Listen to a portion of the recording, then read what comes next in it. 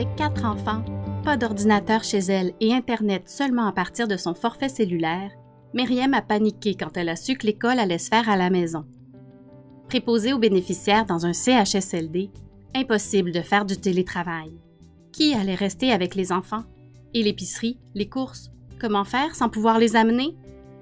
En entendant parler par une voisine des paniers solidaires d'urgence gratuits livrés en moins de 48 heures par un organisme près de chez elle, Myriam a découvert une foule d'initiatives mises sur pied dans son milieu. À Montréal-Nord, la COVID-19 a frappé fort. Elle a aussi exacerbé les vulnérabilités préexistantes du quartier. Déserts alimentaires, pas de clinique de dépistage, difficulté à garder les distances dans des habitats collectifs densément peuplés, fermeture de nombreux services à cause de la pandémie. Pour y faire face, les résidents ne sont pas restés les bras croisés. Les initiatives ont rapidement émergé, appuyées par des organismes communautaires présents de longue date dans le milieu et habitués à travailler avec les citoyens, les pouvoirs publics et des chercheurs universitaires. Un camion hurleur a commencé à diffuser à travers les rues les messages de la santé publique en plusieurs langues. Des brigades de sensibilisation ont distribué du matériel sanitaire. Des citoyens relais ont échangé avec la population sur ses besoins, particulièrement pour les personnes les plus isolées. Des recherches partenariales ont pu documenter en temps réel les différents enjeux. Santé mentale, alimentation, fracture numérique, suivi pédagogique, et ont permis d'orienter les actions. Un espace santé citoyen s'est créé et s'est avéré un lieu essentiel de soutien pour les personnes vulnérables. Une clinique pédiatrique pop-up s'est déployée où plus d'une centaine d'enfants de 0 à 5 ans ont eu droit à une consultation. En participant à cette dernière initiative, Myriam a contribué à une expérience novatrice et pertinente. Et surtout, elle a repris confiance dans sa capacité et celle des communautés à trouver des solutions nouvelles à des problèmes communs. Aujourd'hui accompagnée de chercheurs, elle voit les bénéfices de ces actions et découvre qu'elle participe à ce qui s'appelle l'innovation sociale. Les défis mondiaux actuels et à venir, les pandémies, l'urgence climatique, le défi de l'inclusion, l'accroissement des inégalités, le vieillissement de la population ou la réconciliation avec les Premières Nations commandent des transformations considérables et urgentes. Le Québec n'y échappe pas. Le contexte de la relance actuelle offre une opportunité pour développer, innover et croître, et non simplement revenir à la situation pré-COVID. L'occasion doit être saisie de revoir nos manières de produire, de consommer, de se déplacer, de prendre soin, de se loger, de travailler. La technologie ne pourra pas tout résoudre. La complexité des transformations requises par les sociétés contemporaines demande des réponses collectives et multiples, comme en apporte l'innovation sociale. La pandémie a bien montré à quel point la modification des comportements individuels et collectifs repose aussi, et peut-être d'abord, sur la confiance collective et la qualité de nos liens sociaux, sur la capacité d'adaptation rapide et une forte créativité pour imaginer, expérimenter et transformer en profondeur les manières de travailler comme de prendre soin. Nos sociétés ont un besoin impératif d'innovation sociale afin d'effectuer ces changements collectifs et culturels nécessaires. Un peu partout sur la planète, des décideurs ont placé l'innovation sociale à l'ordre du jour de leurs réflexions et orientations. L'OCDE est engagée dans ce sens depuis le début des années 2000. L'Union européenne a initié un vaste programme de recherche dont les recommandations ont été mobilisées pour l'élaboration de la stratégie européenne de 2020. De plus en plus de pays, d'institutions et d'entreprises s'y intéressent aussi parce qu'intégrer les méthodes et les processus d'innovation sociale est pertinent pour tous les secteurs d'activité. Faire du Québec de demain une société innovante, bienveillante, verte, fière et prospère appelle donc l'innovation sociale à jouer un rôle de premier plan. Pour que cette dernière soit en mesure de déployer son plein potentiel, elle doit être connue et reconnue de façon à prendre en compte ses spécificités. Le soutien aux acteurs et réseaux qui forment l'écosystème québécois d'innovation sociale doit aussi être renforcé. Et enfin, il faut donner à l'innovation sociale et aux acteurs engagés les moyens de la diffuser et de la faire rayonner encore plus auprès de toutes et de tous. Comment définir l'innovation sociale? Depuis plus d'une dizaine d'années, une définition fait consensus. C'est une nouvelle idée, approche ou intervention, un service, un produit, une loi ou un type d'organisation qui répond plus adéquatement et plus durablement que les solutions existantes à un besoin social bien défini. C'est une solution qui a trouvé preneur au sein d'une institution, d'une organisation ou d'une communauté et qui produit un bénéfice mesurable pour la collectivité et non seulement pour certains individus. Enfin, la portée de l'innovation sociale est transformatrice et systémique. Elle constitue une rupture avec l'existant. Une des particularités de l'innovation sociale, c'est qu'elle est aussi un processus continu, mais non linéaire, un processus collectif, un processus in vivo qui ne se déroule pas en laboratoire. L'innovation sociale naît sur le terrain, de la mobilisation d'acteurs qui font face à des problèmes concrets, expérimentent des solutions, donnent vie à des aspirations collectives, d'où l'importance de reconnaître ces milieux. C'est un processus d'expérimentation et d'apprentissage. Sur le terrain, la recherche permet de formaliser les connaissances, de favoriser les apprentissages communs et de dynamiser les échanges, d'où l'importance de reconnaître la recherche collaborative et de soutenir une science ouverte. C'est un processus de co-construction de connaissances et de coproduction de pratiques. Son caractère démocratique produit une culture partagée de l'innovation. Par la mise en action des individus et des communautés, ce « faire ensemble » permet de lutter contre la méfiance croissante envers les institutions et contre le sentiment de découragement et d'anxiété qui caractérise notre époque. Dans l'émergence des innovations sociales se tissent des liens sociaux, une confiance commune, une conscience territoriale, des échanges qui donnent ensuite l'impulsion pour d'autres initiatives. L'innovation sociale est un processus producteur d'impact structurant à plus long terme. C'est un processus aussi de mise à l'échelle, menant à la transformation des pratiques et des institutions. Dans la mobilisation collective, l'innovation sociale permet de briser les silos et de concerter des acteurs issus de secteurs différents, publics, entreprises privées, recherche, citoyens. Les trajectoires d'innovation sociale se caractérisent ainsi davantage par la collaboration et l'action collective que par la concurrence et la mise en marché. Les innovations sociales sont déjà partout, dans le secteur privé, le secteur public, le milieu associatif, dans les services ou l'entrepreneuriat. L'innovation sociale, en fait, n'est pas un secteur, mais bien un processus à l'œuvre, contribuant à l'ensemble du développement du Québec. L'innovation sociale est également au cœur du développement des territoires. Elle permet de construire des milieux de vie et de travail dynamiques. Enfin, l'innovation sociale génère des retombées pour l'ensemble de la société, pas seulement pour les investisseurs d'un projet. Elle mobilise plusieurs partenaires qui y engagent temps, énergie et intelligence, souvent à long terme. Si l'apport de ces engagements n'est pas toujours comptabilisé sous forme monétaire, il n'en est pas moins réel et profitable. L'innovation sociale demande donc des mécanismes de soutien, de diffusion, de financement et d'évaluation qui tiennent compte de ces spécificités. Depuis les années 80, l'innovation sociale fait l'objet de stratégies sur la scène internationale, de recherche et de recommandations dans les politiques publiques.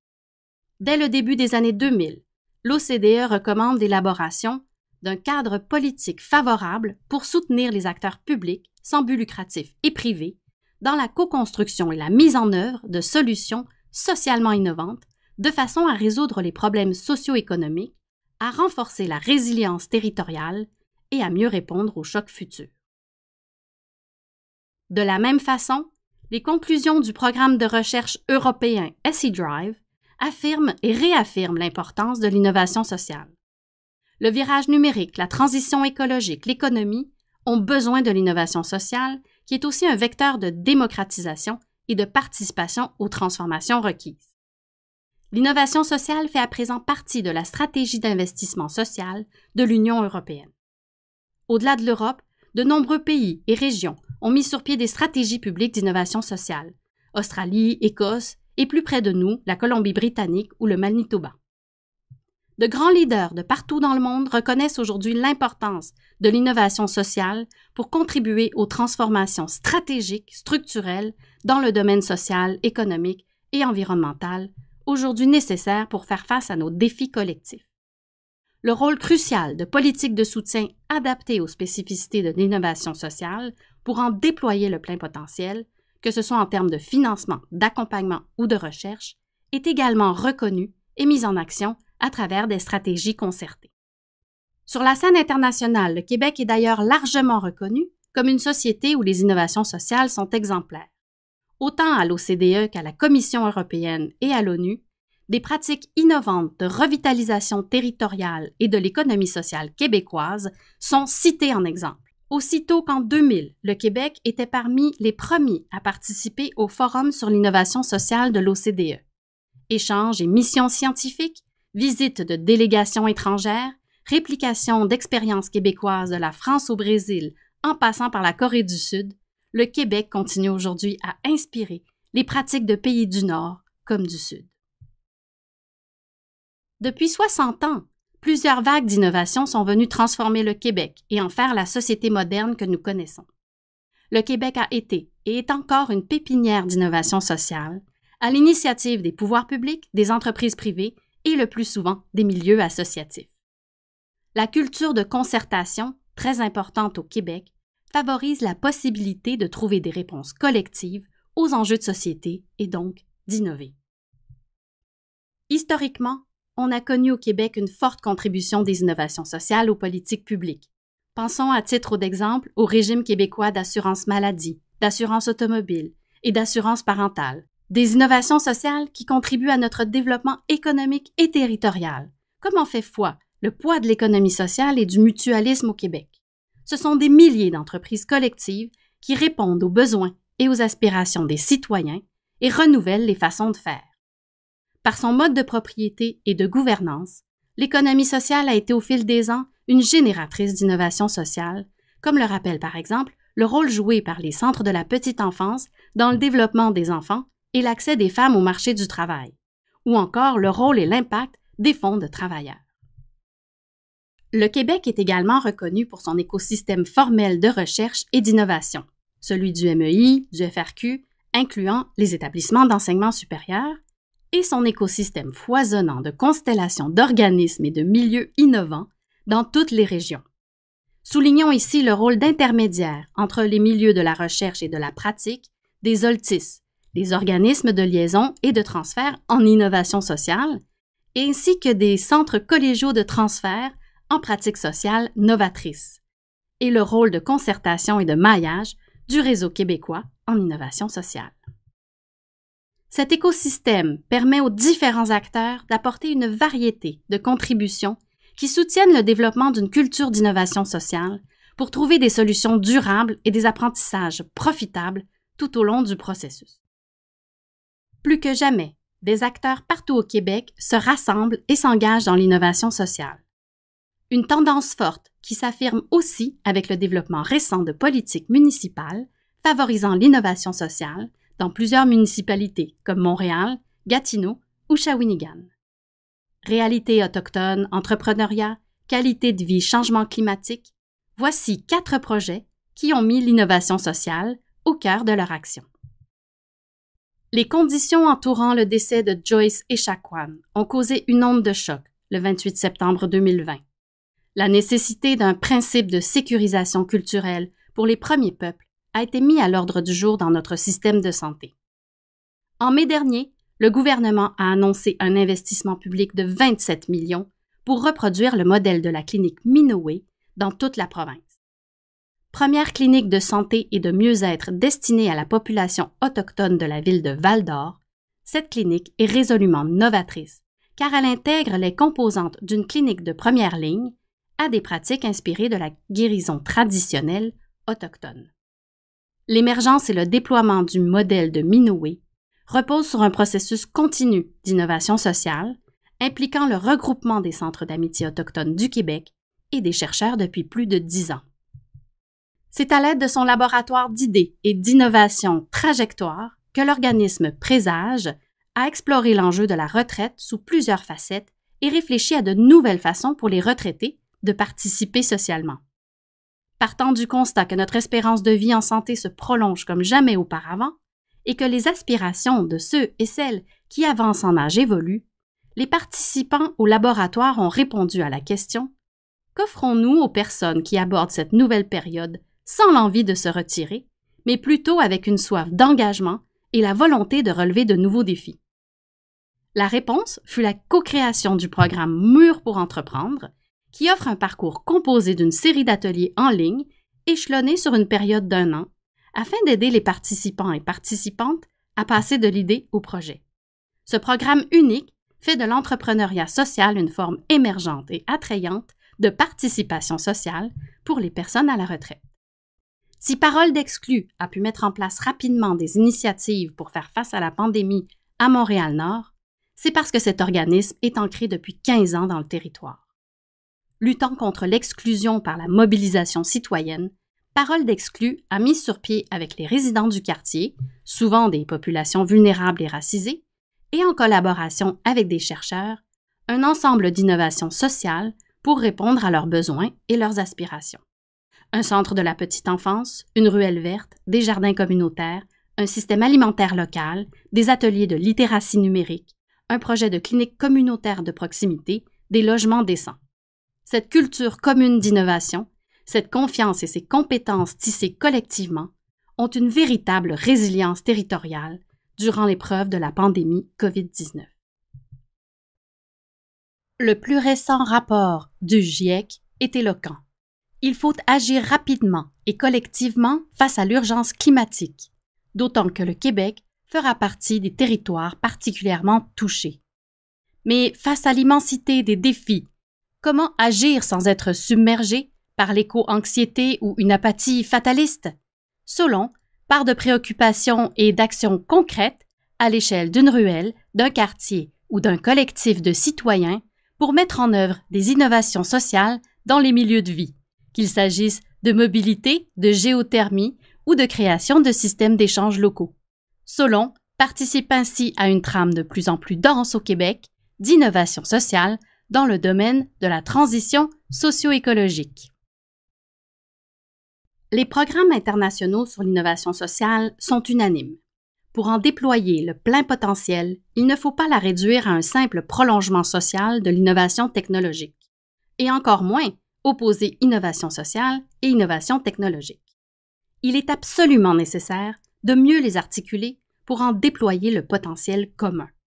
Le plein potentiel de l'innovation sociale, c'est justement d'enrôler la société tout entière dans une nécessaire culture partagée de recherche et d'innovation. Le Québec a la chance de compter sur un écosystème solide qui a tout le potentiel de s'étendre rapidement dans les années à venir. Pour y parvenir, la prochaine SQRI doit pouvoir donc reconnaître l'innovation sociale et ses spécificités, mieux soutenir les acteurs de l'écosystème d'innovation sociale existant et assurer le rayonnement de l'innovation sociale pour en accroître l'impact. Pour cela, nous proposons 3 actions pour concrétiser le rôle de l'innovation sociale dans la prochaine stratégie québécoise de recherche et d'innovation. Première action, consacrer un chapitre distinct de la SQRI à l'innovation sociale. Dans ce chapitre, identifier le rôle majeur de l'innovation sociale dans le développement du Québec en mentionnant les exemples internationaux, le rôle historique que l'innovation sociale a joué et son potentiel pour répondre à nos enjeux de société. Souligner également le foisonnement des initiatives et des organisations existantes qui font de l'innovation sociale leur vision et leur mission. Enfin, y affirmer son importance stratégique et reconnaître sa capacité transformatrice. Deuxième action, faciliter l'accès aux ressources existantes. Plusieurs mesures existent pour favoriser l'innovation technologique. Reconnue comme R&D sociale, l'innovation sociale devrait avoir accès à ces mesures, en élargissant les règles d'attribution des budgets existants. On y reconnaîtrait l'importance du travail de co-construction, de mise en confiance et de transfert des connaissances, facilitant ainsi l'accès des chercheurs et des acteurs de l'innovation sociale aux fonds de recherche. Troisième action, soutenir l'innovation sociale en cohérence avec nos ambitions, en donnant suite aux recommandations du rapport du FRQ sur l'Université québécoise du futur, par des pressions auprès du gouvernement fédéral pour qu'il mette en œuvre sa stratégie d'innovation sociale annoncée, mais non encore déployée, en bonifiant les programmes existants et en annonçant de nouvelles mesures de soutien pour les projets et pour les acteurs de l'écosystème, et surtout en élaborant avec les parties prenantes concernées des modes d'évaluation adaptés pour bien comprendre les impacts du processus d'innovation sociale. Les milieux de l'innovation sociale se sont fortement mobilisés dans le processus vers la SQRI et à l'occasion du grand rendez-vous d'octobre. Des recommandations concrètes seront remises au Conseil de l'innovation. L'innovation sociale concernant l'ensemble des défis de société et des secteurs qui relèvent ces défis, il y a fort à parier que des mécanismes permanents de collaboration figureront parmi ces recommandations. D'ici là, bonne délibération.